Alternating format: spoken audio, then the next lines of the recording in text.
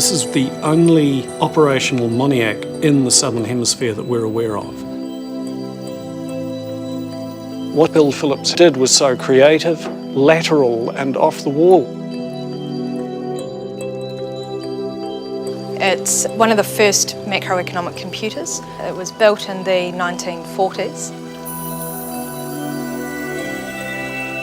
It is a computer, it's hydromechanical. It's a model of the macroeconomy, so the economy as a whole. Bill Phillips created one of the most extraordinary economic tools that was created in the mid-20th century. So this machine here is going to show how water flows around the economy, or how money flows around the economy. We have this income tank down here, and this is water flowing up into the machine as income. Before the income reaches households, some of it is taxed, and for the government, this is income. So taxes flow down here as income to the government, then the government decides how much it would like to spend.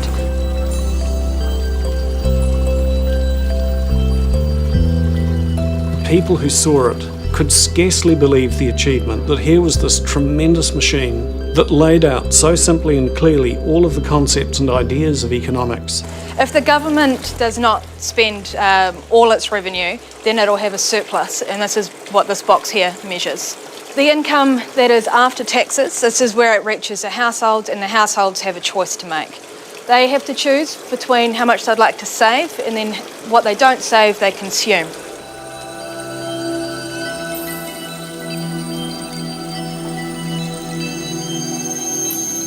How much a household saves will depend on the level of interest rate in the economy.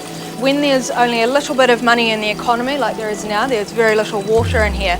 This means interest rates are very high. The principal purpose of the MONIAC was as a teaching tool. In this investment fund here, which helps determine the level of interest rates, this will also determine how much investment firms undertake. So if we add these three components here up, this is our domestic part of the economy. So we've got government spending, plus consumption, plus investment. And this adds up to domestic expenditure, so the way all this water flows around. It was possible, for example, for somebody like Phillips to have one operating in front of a class. What we're going to do now is we're going to do a scenario involving the central bank. The level of GDP down here is very high, so the economy is running a bit hot. So what we're going to do now is we're going to drain money from the investment fund. So this is tightening monetary policy. The MONIAC really pioneered the field of economic forecasting.